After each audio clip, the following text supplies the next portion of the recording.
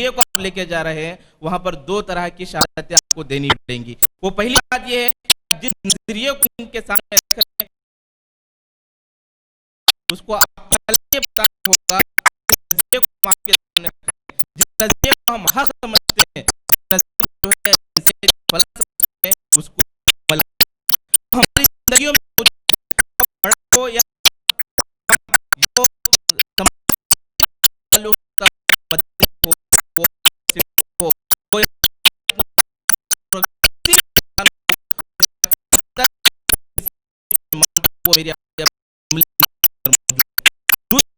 ہمیں دنیا کے سامنے رکھی ہے اس کے غم یعنی اس نظریے کو ماننے کی جو نتائج ہے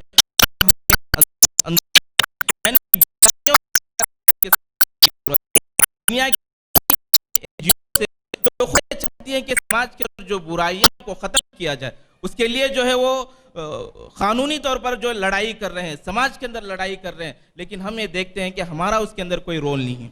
جن برائیوں کو جو آپ کے برادران وطن غلط سمجھ رہے ہیں اس کو ان کے عقلی دلائل کے ساتھ سمجھانے والے افراد ہمارے سامنے جو ہے موجود نہیں ہیں. اس کو ان برائیوں کو جو ہے ہمیں سماج کے اندر واضح انداز میں اور اس کے نقصانات کو جو ہے سوسائٹی کے سامنے رکھنے کی ضرورت ہے. ان تین نقطوں کے پوائنٹس کے ساتھ میں اپنی بات کو ختم کرتا ہوں. وقت میرے پاس نہیں ہے کہ ان کی تفصیل میں جائے اور بہت سے مہمان ہمارے سامنے موجود ہیں. میں سمجھتا ہوں کہ اس پر اور مزید یہاں پر روشنی ہوگی. یہ تمام چیزیں وہ ہے جو میری اور آپ کی زندگی کا مقصد ہے. جسے کسی شاعر نے کہا کہ میری زندگی کا مقصد تیرے دین کی سرفرازی, میں اسی لیے مسلمان, میں اسی لیے نمازی. بہرحال یہ تمام چیزیں جو ہے ہماری زندگی کا مقصد ہے. ہم کسی بھی میدان میں کریں ہمارا مقصد ایک ہی ہے کہ ہم دین کو بلند و بالا کرنا چاہتے ہیں, دین کو غالب کرنا چاہتے ہیں اور انسانی سماج کے اندر امن اور شانتی چاہتے ہیں. اللہ سے دعا ہے کہ اللہ تعالی ہمیں جو کچھ کہا گیا اس پر مزید غور و فکر کرنے, سوچنے, سمجھنے کی توفیق عطا فرمائے. وآخر دعوانا ان الحمدللہ رب العالمین. جزاک اللہ خیر. میں اس تقریر کے بعد مولانا محمد عتیق الدین صاحب صفی سے گزارش کروں گا کہ وہ خطاب فرمائے. السلام علیکم ورحمۃ اللہ وبرکاتہ. الحمدللہ رب العالمین والصلاة والسلام علی سید الانبیاء والمرسلین وعلى آلہ وصحبہ اجمعین. اما بعد فاعوذ باللہ من الشیطان الرجیم. بسم اللہ الرحمن الرحیم. هل يستوي الذین يعلمون والذین لا يعلمون صدق اللہ العظیم.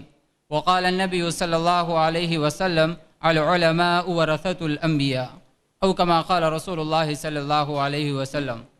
محترم صدر جلسہ, مہمان خصوصی, معزز بوقار علماء دین, دانشوران قوم, معزز سامعین, عزیز طلباء, پردہ نشین میری ماں اور بہنوں, بہت دیر سے آپ طلباء صفا کے پروگرام کو بڑے صبر و تحمل کے ساتھ سن رہے تھے.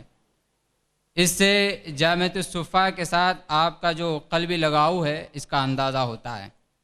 اور دراصل بچوں کا, طلباء کا یہ جو جلسہ ہوتا ہے یہ ان کے لیے ایک عید کے دن سے کچھ کم نہیں ہوتا, اس لیے ان کو بھی اس میں کچھ وقت دینا ہی پڑتا ہے.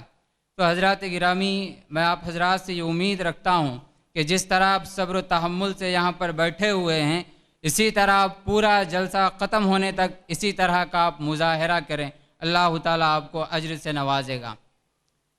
حضرات گرامی, آج کی یہ رات یقیناً میرے اور آپ کے لیے, سبھی کے لیے بڑی خوشی و مسرت اور شادمانی کی ہے کہ طلباء صفا میں سے 10 بچوں نے قرآن مجید کو اپنے سینے میں محفوظ کیا اور ابھی 4 طلباء کو عطا فضیلت سے نوازا جائے گا.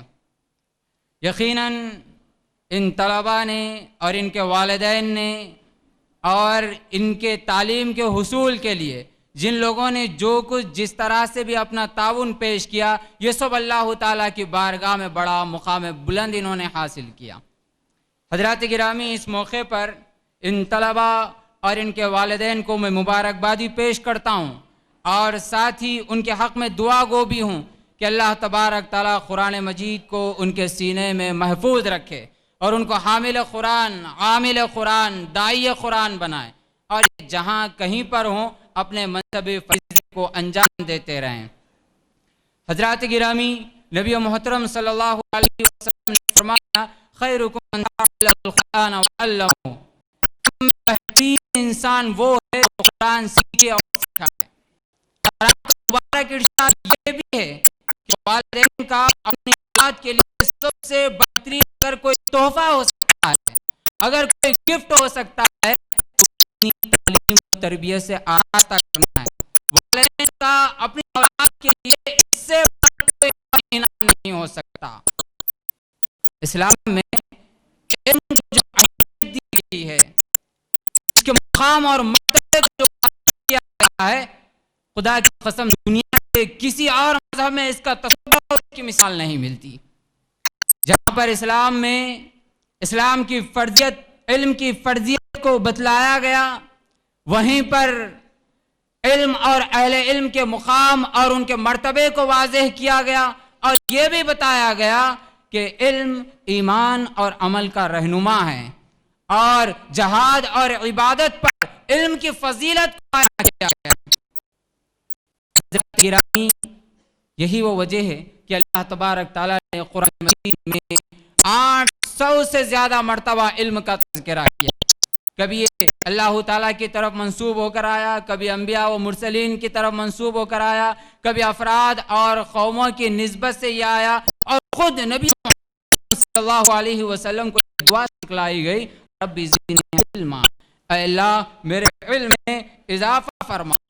حضرات گرامی، جبر نور کے اس غار میں جس کو ہم غار ہیرا کے نام سے یاد کرتے ہیں، جس وقت حضور کے پاس جبریل امین تشریف لائے تھے، اس وقت پورے دنیا کی کیا صورتحال تھی، اس کا ایک خاکہ، اس کا ایک منظر آپ کے ذہنوں میں ہوگا۔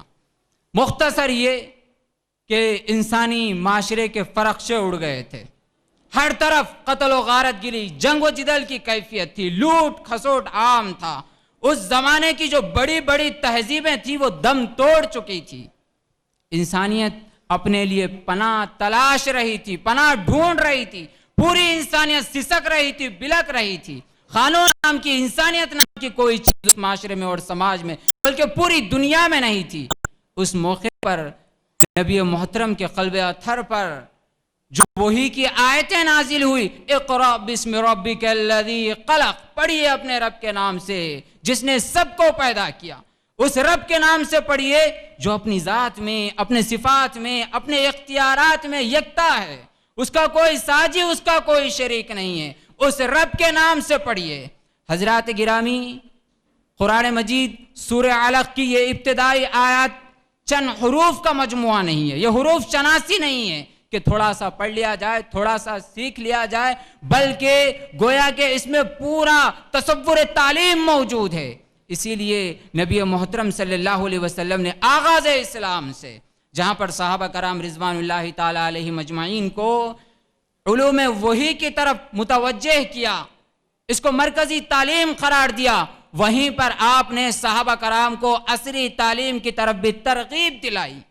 یہی وجہ تھی کہ صدیوں تک مسلمان اس دنیا پر راج کرتے رہے، ہر علوم کے اوپر ان کا قبضہ تھا، اس کی باغ ڈور مسلمانوں کے ہاتھوں میں تھی، اور نبی محترم نے علم کو اس مقام تک پہنچایا کہ آپ جانتے ہیں جنگ بدر کے موقع پر 70 افراد کو گرفتار کر کے نبی محترم کے پاس لایا گیا، تو آپ نے ان سے کیا مطالبہ کیا، کس طرح ان کو آپ صلی اللہ علیہ وسلم نے رہا کیا، آزاد کیا۔ آپ نے فرمایا کہ تم میں سے جو فرد پڑھا لکھا ہے وہ ہمارے مدینے کے 10 بچوں کو تعلیم سے آراستہ کریں، اور جب ہمارے بچے لکھنا پڑھنا سیکھ جائیں گے تو تم کو آزاد کر دیا جائے گا۔ حضرات گرامی، یہاں پر ایک نکتہ ہے کہ نبی اکرم صلی اللہ علیہ وسلم نے جس تعلیم کی طرف، جس علم کی طرف متوجہ کیا، وہ کوئی دینی تعلیم نہیں تھی، قرآن حدیث فقہ کی وہ تعلیم نہیں تھی۔ آپ صلی اللہ علیہ وسلم نے فرمایا کہ اطلبوا العلم بالسین، علم حاصل کرو اگرچہ کہ تمہیں چین کا سفر کیوں نہ کرنا پڑے۔ اور ظاہر سی بات ہے کہ چین میں بھی کوئی علوم اسلامیہ وہاں پر تھا نہیں۔ نبی اکرم صلی اللہ علیہ وسلم نے اشارہ دیا کہ ہر وہ علم جو انسانیت کے لیے نفع بخش ہو، انسانیت کو فائدہ پہنچا سکتا ہو، وہ امام قوم کو، مسلم قوم کو سیکھنا چاہیے۔ اس سے سرفراز ہونا چاہیے۔ حضرات گرامی، اللہ تبارک تعالیٰ قرآن مجید میں دعوت دیتا ہے لوگوں کو، انسانیت کو، کہ وہ غور و فکر کریں، کائنات پر غور و فکر کریں، موسموں پر غور و فکر کریں، زمین اور آسمان کی ساخت پر غور و فکر کریں، اور خود اپنے وجود پر غور و فکر کریں۔ اللہ تبارک تعالیٰ انسان کو تدبر، تفکر، تعقل کی تعلیم دیتا ہے، حکم دیتا ہے کہ انسان غور و فکر کرے۔ یہ پوری کائنات اس کے لیے مسخر کی گئی ہے، یہ پورا جہاں اس کے لیے بنایا گیا ہے، جس کو اقبال کہتے ہیں کہ نہ تو زمین کے لیے ہے نہ آسماں کے لیے، یہ جہاں تیرے لیے، تو نہیں جہاں کے لیے، تو جہاں